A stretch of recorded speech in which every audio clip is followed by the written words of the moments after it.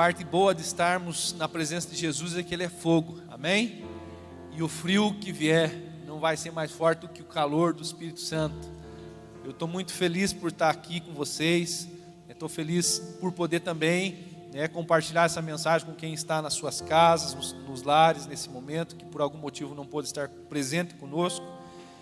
E queridos, nós vamos ser desafiados pelo Espírito Santo nessa noite, como sempre, Deus é um Deus de desafios. Não é à toa que nós fomos direcionados a determinar que esse ano seria o ano dos desafios. E você vai ser muito desafiado. E encare isso como um desafio do Espírito Santo para a tua vida, como um cristão, como a igreja do Senhor Jesus. Nós sempre deixamos isso bem claro. A igreja não é esse prédio, não é esse barracão. A igreja não é constituída apenas por esses móveis, por essas cadeiras, por esse palco, por esses instrumentos, mas a igreja somos nós que nos reunimos no nome de Cristo, amém? E que seguimos os seus ensinamentos. E nós vamos ver a história da igreja desde o princípio. Qual igreja, na tua opinião, nasceu primeiro? Será que foi a Comunidade Alcance? Foi a Assembleia de Deus? Foi a Quadrangular? Foi a Batista? Foi a Igreja Católica? Queridos, a igreja que nasceu primeiro foi a igreja do Senhor Jesus. E ela nunca morreu, e ela nunca deixou de ser a igreja do Senhor Jesus. E se você quiser aprender mais sobre a igreja do Senhor Jesus, desde o seu nascimento, você vai ler o livro de Atos. Nós vamos ler boa parte desse livro hoje, nós vamos passear por esse livro hoje. Você vai conhecer coisas importantes a respeito desse livro. E eu queria que você entendesse que a Bíblia ela nos traz ensinamentos de com várias motivações. Nós vamos, se você quiser procurar exemplo errado, você pode procurar na Bíblia, você vai encontrar exemplos terríveis de pessoas, e esses exemplos terríveis, exemplos de que pessoas conduziram suas vidas de forma errada, estão ali para nos orientar, e para mostrar para mim e para você que nós não devemos nos conduzir dessa maneira.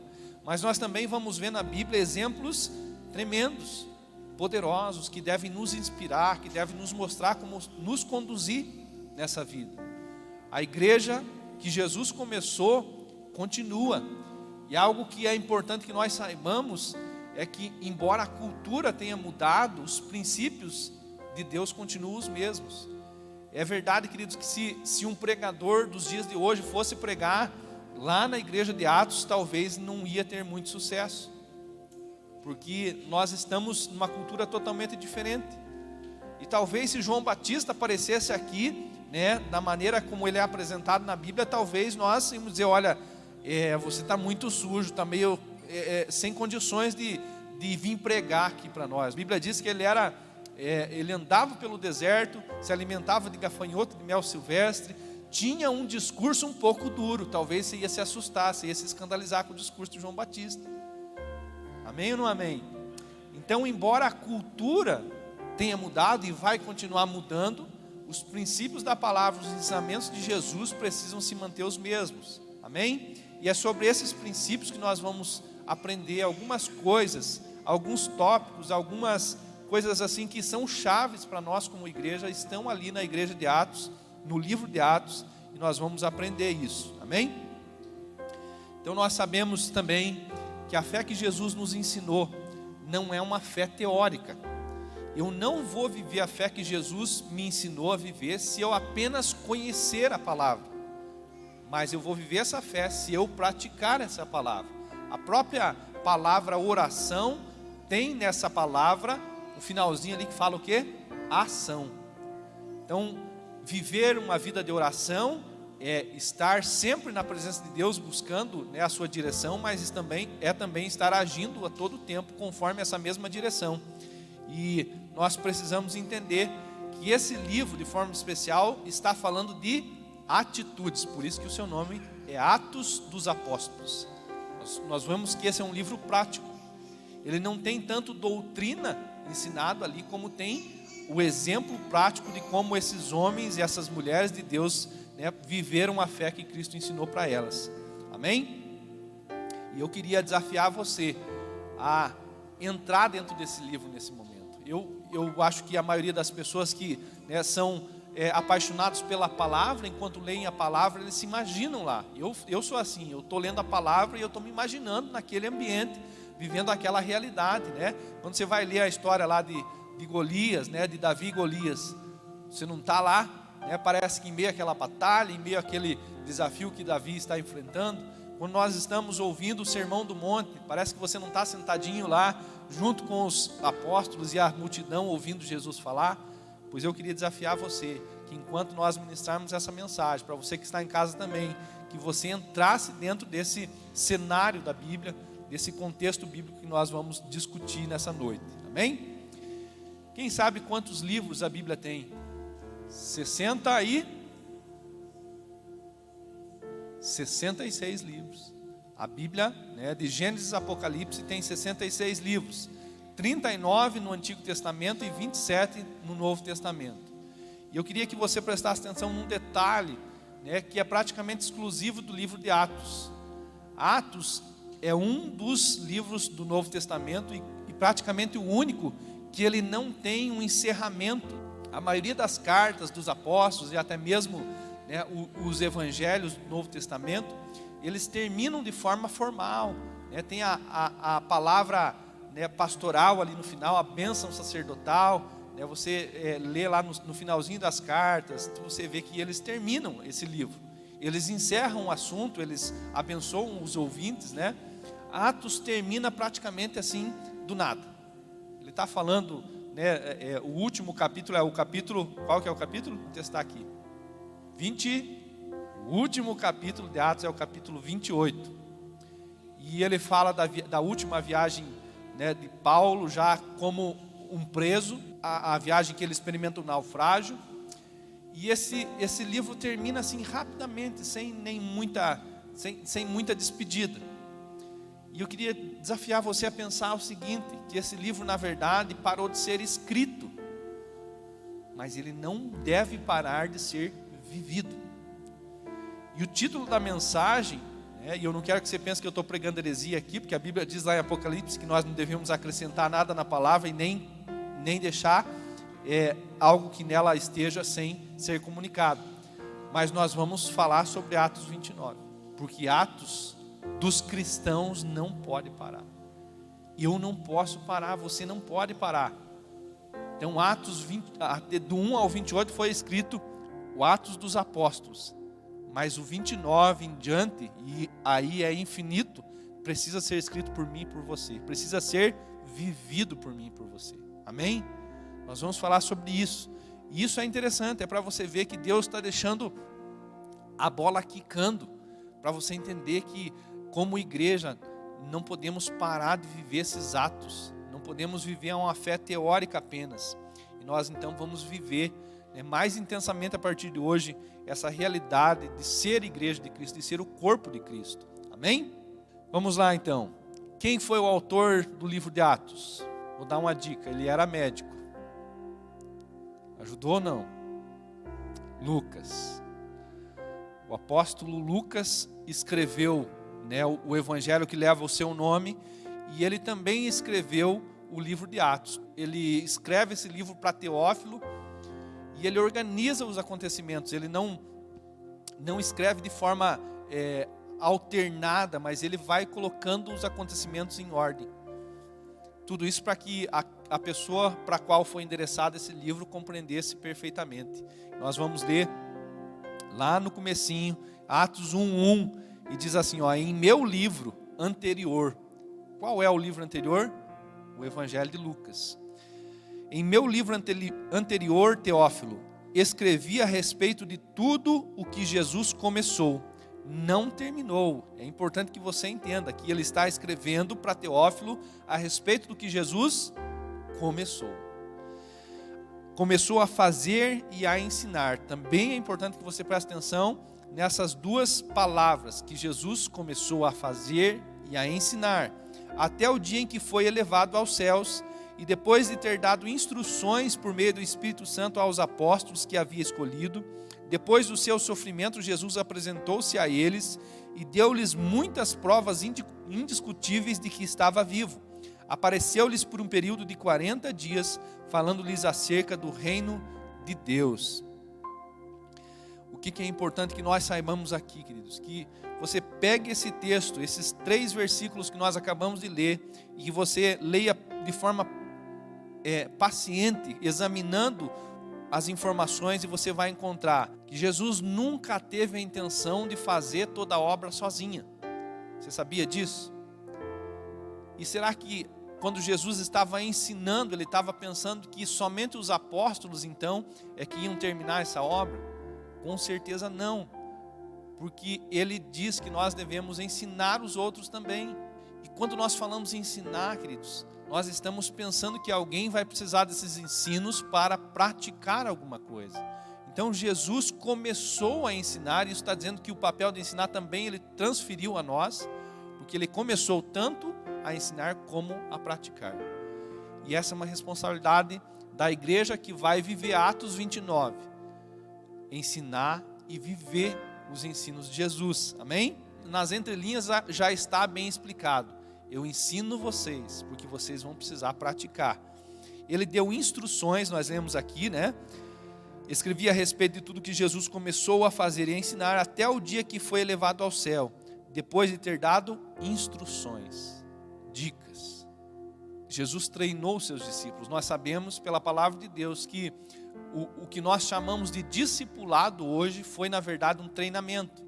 Muitas pessoas quando elas criam uma barreira para o discipulado, elas decidem não ser discipuladas, na verdade elas estão dizendo assim, eu não quero ser treinado, eu não quero ser ensinado, porque eu não quero também praticar. Então quando você ouvir essa palavra discipulado, entenda, Deus está querendo me treinar para viver aquilo que Ele me ensinou, amém? Então Jesus ele deu instruções, e diz assim, depois do seu sofrimento, Jesus apresentou-se a eles e deu-lhes muitas provas indiscutíveis de que estava vivo, e apareceu-lhes por um período de 40 dias, falando-lhes acerca do reino de Deus. Eu queria perguntar para você do que você ia falar, se Deus desse a oportunidade para você de ir e voltar. Jesus tinha muita história para contar, ele tinha subido aos céus, mas ele volta e fica 40 dias com os discípulos, e ele fala do quê?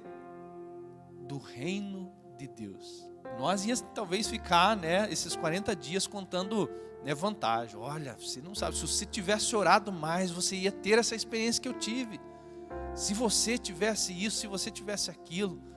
Talvez o assunto principal seria nós mesmos, se nós tivéssemos essa experiência que Jesus teve de subir aos céus e ressuscitar e estar ali, agora de forma passageira, 40 dias, e ele vem falar do que realmente é importante, do reino dos céus. A igreja de Atos, ela era movida pelo interesse a respeito do reino dos céus, e é por isso que Jesus vem e passa 40 dias com os seus discípulos, mesmo depois de morrer e ressuscitar, falando do reino dos céus. 1 Coríntios 4:1 é escrito pelo apóstolo Paulo. Paulo é um dos personagens que mais é mencionado no livro de Atos. No livro de Atos mostra a conversão do antigo Saulo, perseguidor da igreja, mostra como a transformação do caráter dele impactou a igreja, e como isso ainda impactou mais ainda quando ele começou a viver o que ele aprendeu com Jesus. E 1 Coríntios 4:1 e 2 nos ensina como ser um mordomo. Quem sabe o que é um mordomo? Não é uma palavra muito usada nos nossos dias, mas o que ela significa precisa ser aprendido. Mordomo é um tipo de empregado de confiança, é um empregado de confiança de alguém. O mordomo ele recebe instruções, ele aprende com aquele que é o senhor dele, e ele também recebe confiança, muita confiança desse senhor, talvez desse patrão. Ele muitas vezes faz coisas que o seu senhor, o seu patrão não atribui para nenhuma outra pessoa. E Deus nos chamou para ser mordomos dele nessa terra. Quer dizer, ele nos ensinou, ele nos deu coisas importantes para gerenciar, para trabalhar com elas, mas é importante saber também uma coisa: que como mordomos de Deus, um dia nós vamos prestar conta de tudo que Ele colocou nas nossas mãos, de toda a responsabilidade que Ele nos deu. E 1 Coríntios 4, 1 e 2, eu vou ler para você agora, diz assim, portanto, que todos nos considerem como servos de Cristo e encarregados dos mistérios de Deus. O que se requer destes encarregados é que sejam fiéis. Então, nessa noite, se você não sabia o significado de mordomo, você não vai apenas descobrir o significado, mas vai descobrir também que Deus chamou você para ser um mordomo. E Ele está dizendo que a nosso respeito, assim como o apóstolo Paulo diz aqui em 1 Coríntios 4, 2, o que se requer de nós é que nós sejamos achados fiéis, porque Ele nos encarregou de continuar a viver Atos 29, 30, 31 e assim por diante. Amém? Você topa viver comigo Atos dos apóstolos, Atos dos servos, dos discípulos, Atos dos cristãos dos nossos dias?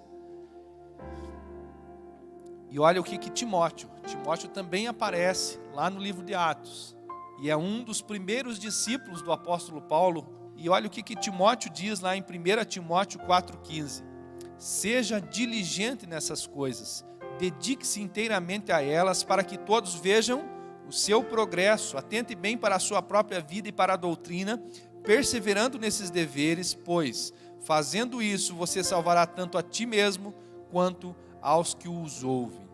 Timóteo continuou a viver Atos. Amém? Ele aprendeu com Paulo o que Paulo aprendeu com os discípulos mais chegados, Pedro e João, por exemplo. O que Pedro e João aprenderam com Jesus. E nós estamos aprendendo hoje um pouquinho com Timóteo. Você vai ensinar outras pessoas a viver Atos, amém? Ele diz, seja diligente. Para nós vivermos esse Atos 29, nós precisamos ser diligentes nessas coisas que nós estamos aprendendo, se dedicando inteiramente a elas, para que todos vejam que nós somos a igreja de Atos. Atente bem para a sua própria vida, queridos, isso é chave. Como cristão, nós não devemos estar olhando para os outros cristãos apenas, atentando bem para a nossa própria vida, como diz aqui, e para a doutrina, perseverando nesses deveres, pois, fazendo isso, você salvará tanto a ti mesmo, quanto aos que os ouvem. E esses homens e mulheres se tornaram extensão. Extensão todo mundo sabe o que é, né? Eu preciso de uma tomada aqui, mas a tomada só está lá na parede. Eu ligo uma extensão naquela tomada e essa tomada chega até mim. Tem muitas pessoas nesse momento que elas não têm condições de irem até Jesus. Mas se nós servirmos de extensão, elas vão encontrar Jesus. E esse foi o papel dos discípulos, foi o papel da igreja de Atos. Jesus morreu, ressuscitou, passou 40 dias com eles e a Bíblia diz que ele subiu aos céus. E agora Atos é a extensão dos ensinamentos de Jesus, é a extensão do próprio Jesus através da vida dos discípulos dele. Amém? E nós nesse momento precisamos ser a extensão. Se alguém nessa cidade tiver dificuldade de se aproximar de Jesus, nós precisamos nos apresentar para elas como uma extensão de Jesus. Levar Jesus até elas, amém? Isso é um legado, é algo que é passado de geração para geração. Mas uma coisa que eu gostaria que você prestasse atenção, é que para viver Atos 29, nós precisamos viver também Atos do 1 ao 28.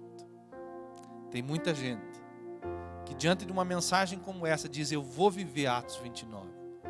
Mas ela se recusa a aprender o que diz lá em Atos do 1 ao 28. E é sobre isso que nós vamos continuar falando. Porque para nós vivermos Atos 29, 30, 31, 40, 50, nós vamos precisar aprender o que os apóstolos viveram do 1 ao 28, amém? E antes de nós passarmos para esse conteúdo do livro de Atos, eu gostaria de perguntar para você, como está sendo escrito Atos 29 a partir das minhas atitudes? Como seria o capítulo 29 se vocês estivessem lendo esse livro na minha vida? E agora vamos deixar mais intenso ainda. Como seria Atos capítulo 29 baseado nas tuas atitudes? Será que seria um conteúdo semelhante a Atos do 1 ao 28? Nós precisamos pensar nisso. Será que ia ter Atos mesmo? Ou será que ia ter mais teoria? Será que ia ter uma fé viva, uma fé morta? Será que ia ter um caráter transformado? Ou será que ia ser apenas uma religião? Nesse momento ninguém vai encontrar Atos 29 na Bíblia. Ela está encerrada, a Bíblia está concluída. Mas Atos 29 está sendo lido na vida de cada cristão. E nós precisamos avaliar esse Atos 29 na nossa vida e se satisfazer com isso ou se arrepender disso. Porque eu preciso olhar para a minha vida e dizer, olha, Atos 29 está sendo muito ruim. Está sendo decepcionante. Se eu olhar para a minha vida e ver que há uma desconformidade na minha vida como cristão em relação à vida dos primeiros cristãos, eu preciso ver que isso é decepcionante. E dizer, eu preciso mudar esse Atos 29. Mas se eu olhar para a vida de alguém e dizer, olha, esse cristão está vivendo exatamente o que Jesus fez e ensinou, então eu vou ficar satisfeito. Vou dizer, é esse tipo de cristão que eu quero ser, que está vivendo o que Jesus fez e ensinou. Amém? Então faça essa pergunta para você, baseado no registro dos nossos atos, não do que eu sei de Bíblia, não do que eu sei de igreja, não do que eu sei de religião, mas baseado nos meus atos, como é Atos 29. No livro de Atos nós vemos que a grande comissão, talvez você não esteja muito familiarizado com essa palavra, ou com essas palavras, a grande comissão, mas a grande comissão pode ser entendida e descoberta lá em Mateus 28:19, onde Jesus, depois de ter ressuscitado, apareceu para os discípulos e deu uma ordem: ide, fazei discípulos de todas as nações, amém, queridos? Até o confim da terra. Ali era apenas um mandamento. Nesses 40 dias que Jesus passou com os discípulos depois de ter ressuscitado, ele trouxe ensinamentos como esse: vão e façam discípulos de todas as nações, até os confins da terra. Mateus 28:19 fala de um ensinamento, fala de um mandamento. Atos fala da grande comissão na prática. Amém? Então nós não podemos apenas nos reservar ao direito ou ao dever de ensinar sobre Mateus 28:19, mas devemos nos reservar ao direito e ao dever de mostrar a grande comissão sendo praticada. Atos é o início dessa grande comissão. Eles começaram a colocar em prática aquilo que Jesus ensinou lá em Mateus 28:19. Atos 1, versículo 4 diz assim: certa ocasião, enquanto comia com eles, deu-lhes esta ordem: não saiam de Jerusalém, mas esperem pela promessa de meu Pai, da qual lhes falei. Nesse momento nós vemos homens e mulheres, cristãos, seguidores de Jesus, que souberam esperar. Eles ouviram, eles receberam promessas. Quem aqui já recebeu promessa? Então eles não eram diferentes de nós, eles também receberam promessas. Mas eles não apenas receberam promessas, como creram nessas promessas. Você crê nas promessas que você recebeu? Amém? Eles não apenas creram, mas esperaram, porque a ordem de Jesus era essa. Eu tenho uma promessa, essa promessa era específica a respeito do Espírito Santo, mas essa promessa só vai se cumprir se vocês esperarem em Jerusalém. Então eles receberam, eles creram, eles esperaram e eles viveram essa promessa. Está faltando alguma coisa na nossa vida? Nós já recebemos, nós já cremos, estamos esperando? Sim ou não? E precisamos viver para ser Atos 29. Nós precisamos receber promessas. As promessas estão na palavra de Deus. Se você lê ela, você não precisa nem de profeta para receber as promessas.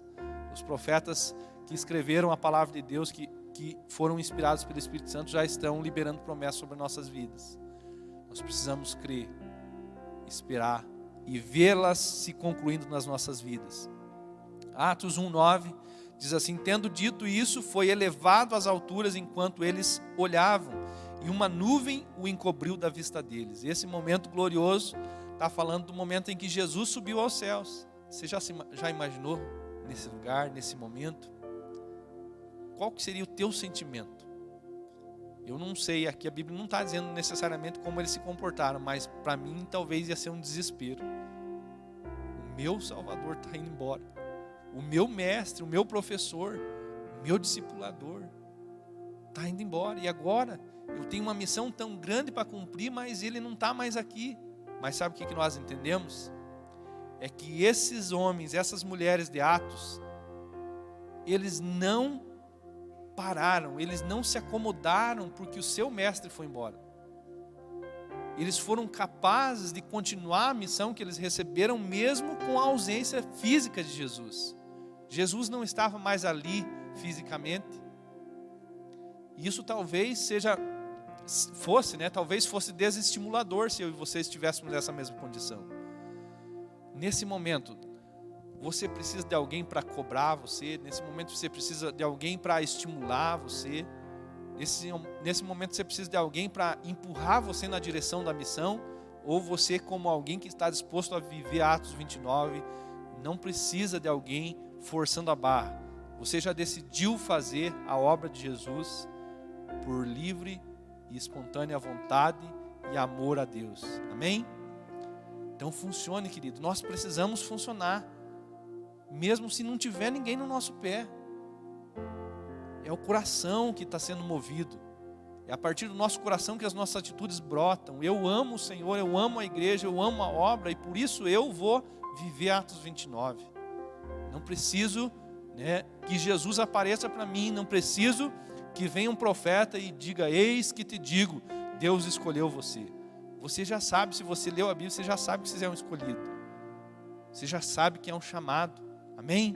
Então, Atos 1:9 mostra que esses discípulos funcionaram, mesmo com a ausência física de Jesus. Atos 1:14, eles descobriram o valor da comunhão, da unidade, e eles cultivaram esse valor. Nós precisamos, queridos, estar unidos, ter comunhão verdadeira, íntima. O que está fazendo muita falta nesse momento é poder, a gente se reunir mais. E Atos diz que eles se reuniam todos os dias.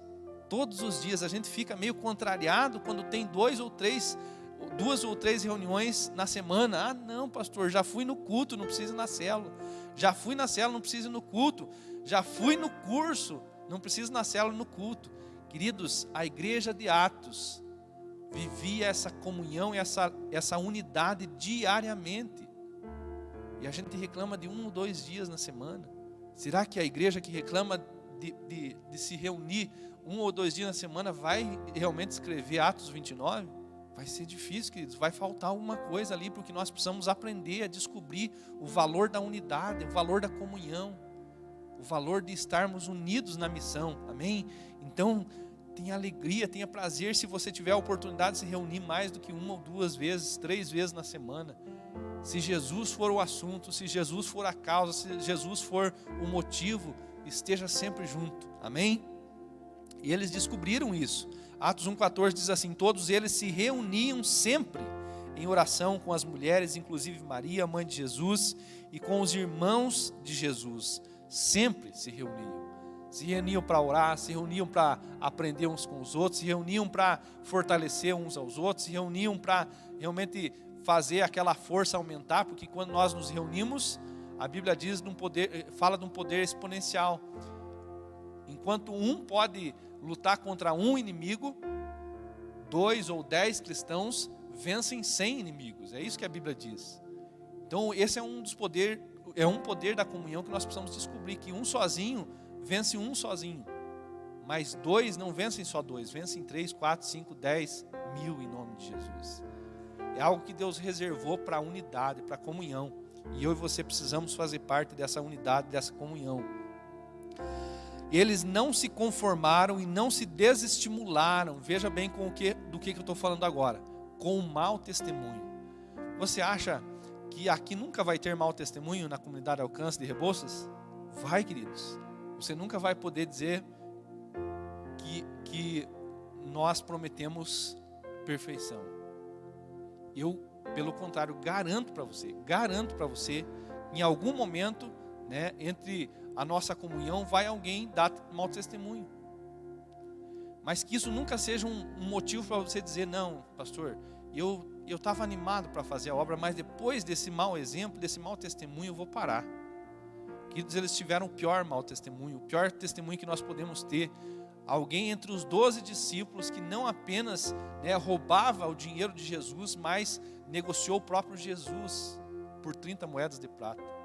Depois de fazer isso, em vez de se arrepender e se reconciliar com Jesus, vai e se enforca, se suicida. Mas eles pararam por causa disso?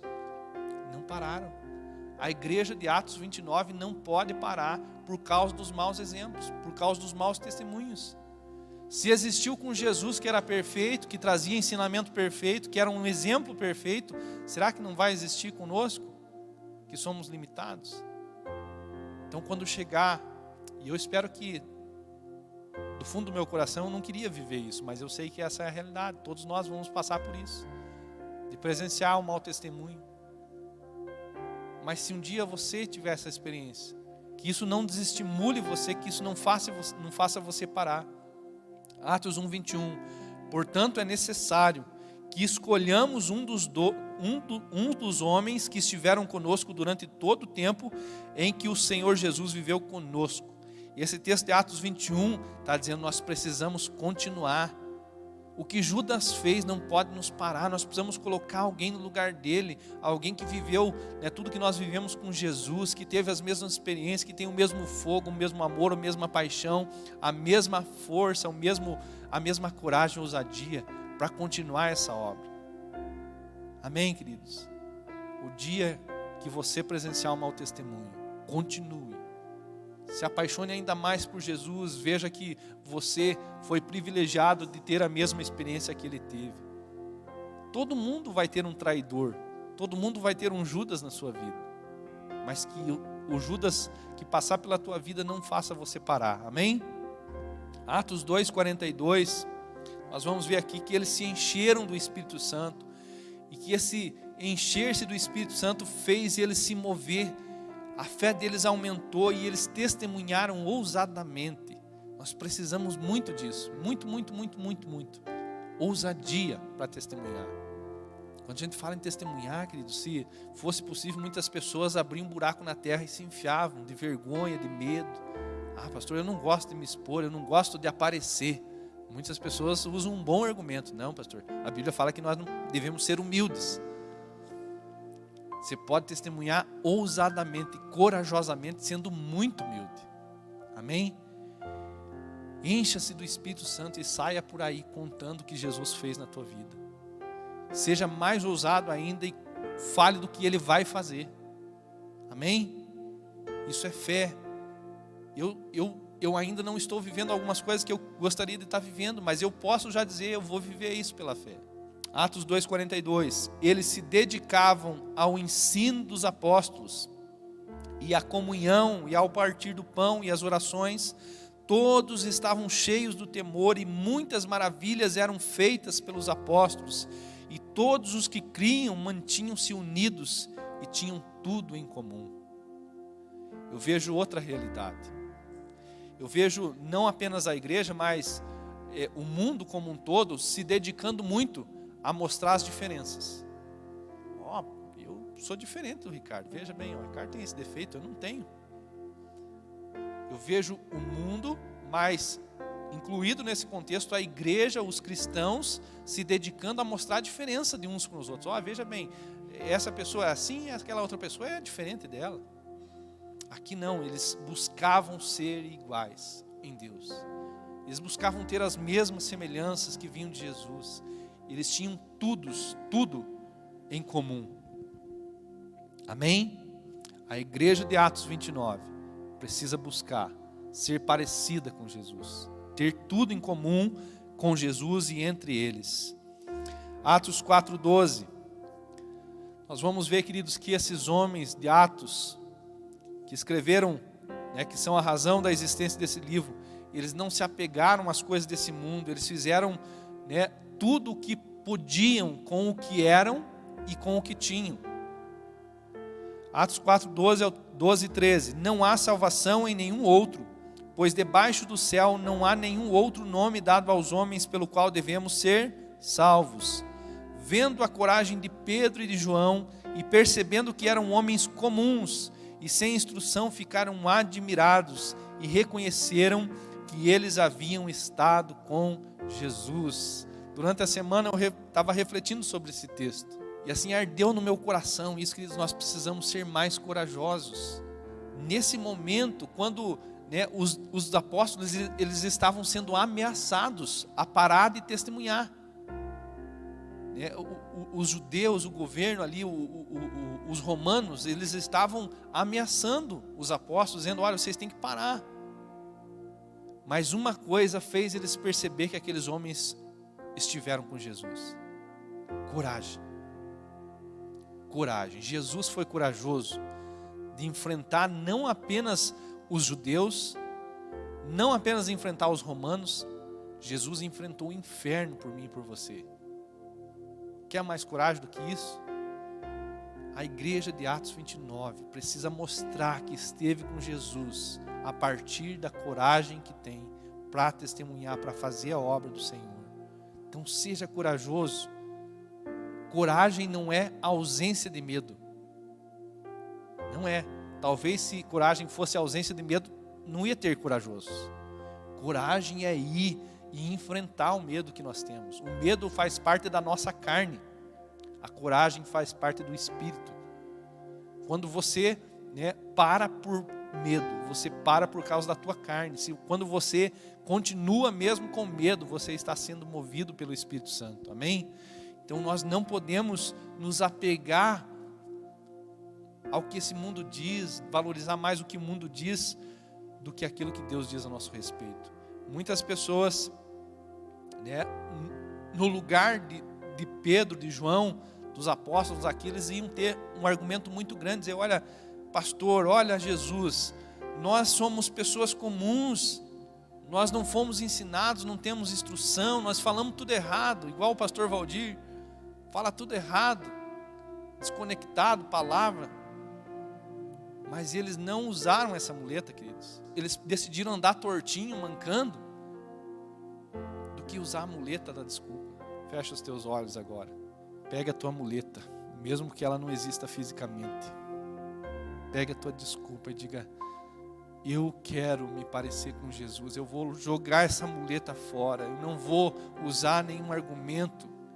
Eu vou ser, eu vou viver, eu vou escrever uma história que seja parecida, que seja realmente apoiada no que Jesus ensinou e fez. Eu vou viver Atos 29, mas sem muleta, sem muleta, sem desculpa. Você não é pior do que ninguém, você é tão comum, você é tão sem instrução, que pode viver a palavra de Deus, que pode viver os ensinos de Jesus. Eu vou fazer uma observação aqui, queridos. Entre os 12 apóstolos, um dos mais inteligentes, vamos usar esse termo, ainda que não seja essa palavra correta, era Lucas, por ser médico, por ter uma formação. Sabe qual que era o outro? Entre os mais cultos, mais inteligentes, mais estudados, mais importantes na sociedade? Judas. Então, ser uma pessoa incomum e capacitada fez diferença de forma positiva ou não? Não. Talvez piore, quando as pessoas acham que pode servir a Deus com o que elas têm a partir delas mesmas, só atrapalha. Nós precisamos entender que o que nós vamos fazer como igreja, que vai viver Atos 29, não vem de nós, vem do próprio Jesus, amém? Atos 5, do 10 ao 11, eles tinham temor no coração. Nós vemos a história de Ananias e Safira nesse capítulo. Quem conhece a história de Ananias e Safira? A Bíblia diz que a igreja de Atos, ela não se apegava com os bens materiais, que quando havia uma necessidade, eles se ajudavam. E muitas vezes, os cristãos daquela época vendiam os seus bens e a Bíblia diz que colocavam aos pés dos apóstolos, e isso não quer dizer que eles davam para os apóstolos. Eles colocavam aos pés dos apóstolos porque ali havia uma maneira de distribuir para os necessitados. E Ananias e Safira, eles acharam que aquilo era um motivo para aumentar a reputação deles. E eles foram, assim como né, nós vemos acontecendo ali, venderam uma propriedade, pegaram parte desse dinheiro e levaram para os apóstolos e disseram: olha, está aqui, nós estamos dando tudo para vocês, distribui aí para os necessitados. Ali havia falta de temor, mas Deus tinha colocado temor, ou iria colocar temor no coração do restante da igreja a partir dessa história. A Bíblia diz que não porque eles deram dinheiro, um pouco de dinheiro ou a metade do dinheiro, isso não tem nada a ver com a história. Está falando que eles mentiram para o Espírito Santo e por isso morreram. Aquela era uma igreja que era cheia de temor. Eles sabiam se comportar diante de Deus. Eles não tratavam Deus como mais um Deus. Eles não tratavam Deus como mais uma história. Eles reverenciavam a Deus como de fato temos que reverenciar. Atos 5, 10 e 11. Naquele mesmo instante, ela caiu aos pés dele e morreu. Então os moços entraram e, encontrando a morta, levaram-na e sepultaram ao lado de seu marido. E grande temor apoderou-se de toda a igreja, de todos os que ouviram falar desses acontecimentos. A igreja que vai escrever, que vai viver Atos 29, precisa saber que Deus merece respeito, merece reverência, que nós não podemos tratar Deus como mais um Deus ou como mais uma história. Atos 6:1 diz assim, naqueles dias, crescendo o número de discípulos, e eu faço uma pausa aqui para dizer, olha, nós vamos viver logo isso aqui, em nome de Jesus. Deus vai acrescentar pessoas aqui e vai precisar de mais líder de célula, vai precisar de mais ministro de louvor, vai precisar de mais tudo, mais pastor. Eles viveram isso, nós precisamos viver isso também. Naqueles dias, crescendo o número de discípulos, os judeus de fala grega, entre eles queixaram-se dos judeus de fala hebraica, porque suas viúvas estavam sendo esquecidas na distribuição diária de alimento. Por isso os 12 reuniram todos os discípulos e disseram: não é certo negligenciarmos o ministério da palavra de Deus, a fim de servir às mesas. E eles acrescentaram: irmãos, escolham entre vocês 7 homens de bom testemunho, cheios do Espírito e de sabedoria, e passaremos a eles essa tarefa, e nos dedicaremos à oração e ao ministério da palavra. Aqui nós vemos uma distribuição de tarefa. Eu imagino que até aqui todo mundo tem um problema, vá lá com os apóstolos, vá lá com os apóstolos, vá lá com os apóstolos, vá lá com os apóstolos, né? E o que aconteceu? Os apóstolos não deram conta. Tem que fazer isso, tem que fazer aquilo, e não dava conta. Chegou a hora que os apóstolos reuniram todos os cristãos e disseram: olha, nós precisamos nos dedicar àquilo que Deus nos deu como prioridade, que é o ensino da palavra e a oração. Então nós vamos precisar da ajuda de vocês. Vamos distribuir tarefa.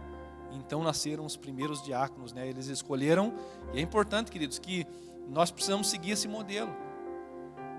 Não basta você ter condições de suprir uma necessidade da igreja, você precisa ser assim como esses homens ali, né, cheios do Espírito Santo, de sabedoria, e ter um bom testemunho para servir na igreja. Foi assim que os apóstolos escolheram aqueles que seriam diáconos. Para todas as funções que nós vamos exercer dentro da igreja, nós precisamos ter bom testemunho, ser cheio do Espírito Santo e agir com sabedoria. Amém? A igreja de Atos vai levantar a mão e dizer, a de Atos 29 vai levantar a mão e dizer assim: olha, tem uma necessidade, eu estou aqui, trabalhando o meu testemunho, estou aqui, me enchendo do Espírito Santo, buscando sabedoria, para que eu possa suprir essa necessidade. Amém? A igreja que vai viver Atos 29 não é constituída por aqueles que fogem do serviço, mas aqueles que se apresentam para cumprir esse serviço. Amém? Havia transformação de caráter. Como era tremendo. Quem conhece a história do apóstolo Paulo? Como que ele era antes de Jesus? Perseguidor da igreja. Matava cristãos. Prendia cristãos. Como que ele era depois de Jesus? Perseguido por pregar a palavra, por fazer a vontade de Deus.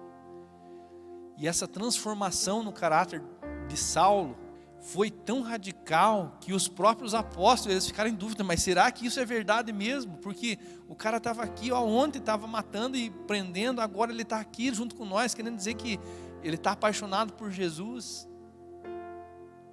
Nós precisamos, como a igreja de Atos 29, ter esse testemunho de transformação do caráter. Eu e você quando entramos nesse lugar aqui, nós não podemos sair da mesma maneira, nós precisamos sair um pouquinho mais transformados. As pessoas precisam olhar, nossa, semana passada esse cara estava fazendo isso, isso e aquilo, mas agora ele está ensinando o que não deve fazer.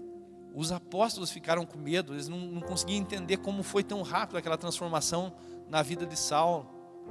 E a igreja de Atos 29 precisa continuar vivendo isso. As pessoas precisam entrar aqui e ser contagiadas pela santidade de Deus, pela santidade na nossa vida, pelo exemplo de Jesus, pelo nosso exemplo. E quando elas saírem daqui, elas decidam sair diferente. Nós não vamos mais fazer aquilo que nós estávamos fazendo. E daí a sociedade vai olhar, nossa, esse Jesus muda mesmo as pessoas. Esse Jesus tem poder mesmo. Olha a transformação. Isso está acontecendo na nossa vida, queridos. Cada vez que você entra na presença de Jesus, você sai um pouquinho mais transformado. Isso é ser a igreja de Atos 29. Atos 9, versículo 26. Quando chegou a Jerusalém, tentou reunir-se com os discípulos. Está falando de Saulo. Depois da experiência dele com Jesus, ele tentou se aproximar dos discípulos, mas o que aconteceu?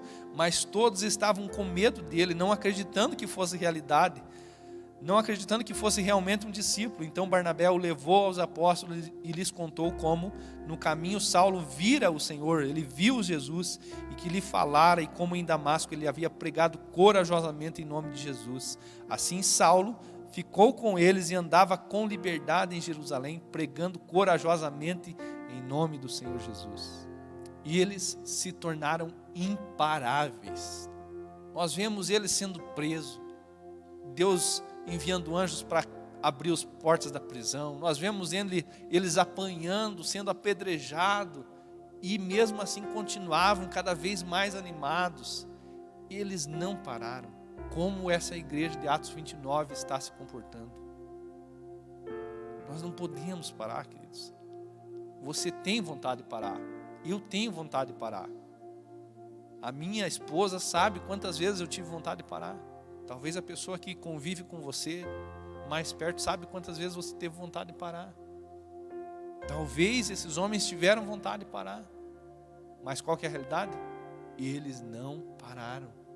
A igreja de Atos 29 não para, amém? Atos 6, 7. Assim a palavra de Deus se espalhava, crescia rapidamente o número de discípulos em Jerusalém. Também um grande número de sacerdotes obedecia à fé. Estevão, homem cheio da graça e do poder de Deus, realizava grandes maravilhas e sinais entre o povo. Contudo, levantou-se oposição, e vai se levantar nos nossos dias. Levantou-se oposição dos membros da chamada Sinagoga dos Libertos, dos judeus de Cirene e de Alexandria, bem como das províncias da Cilícia e da Ásia. Esses homens começaram a discutir com Estevão, mas não podiam resistir à sabedoria e ao espírito com que eles lhes falava. Se você estiver cheio do Espírito Santo, não tem nada que pare você.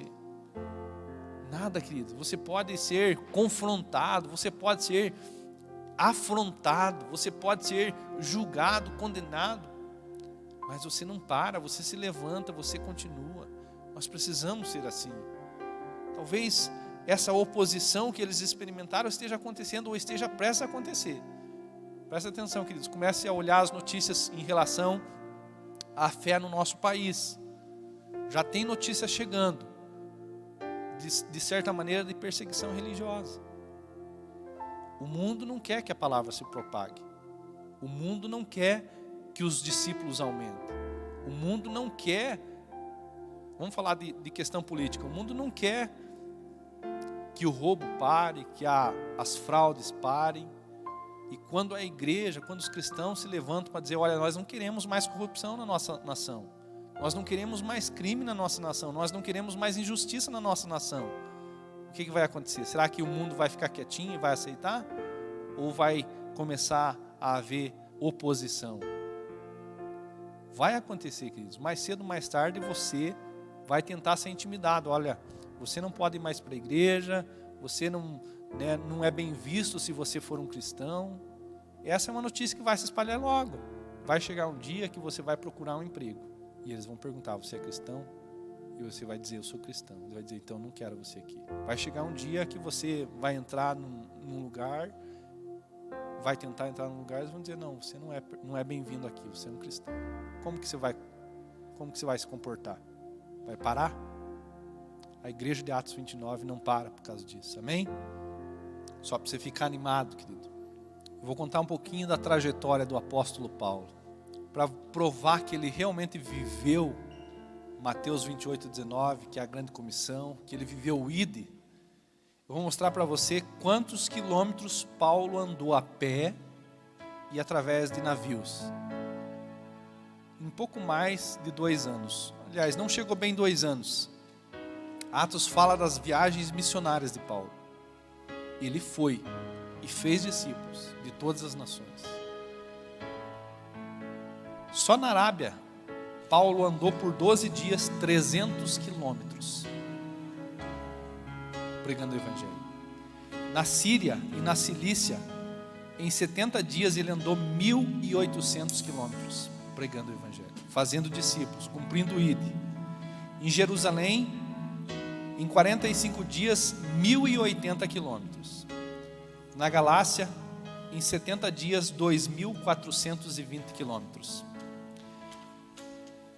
Na Macedônia e na Acaia, em 145 dias, ele andou 5.170 quilômetros.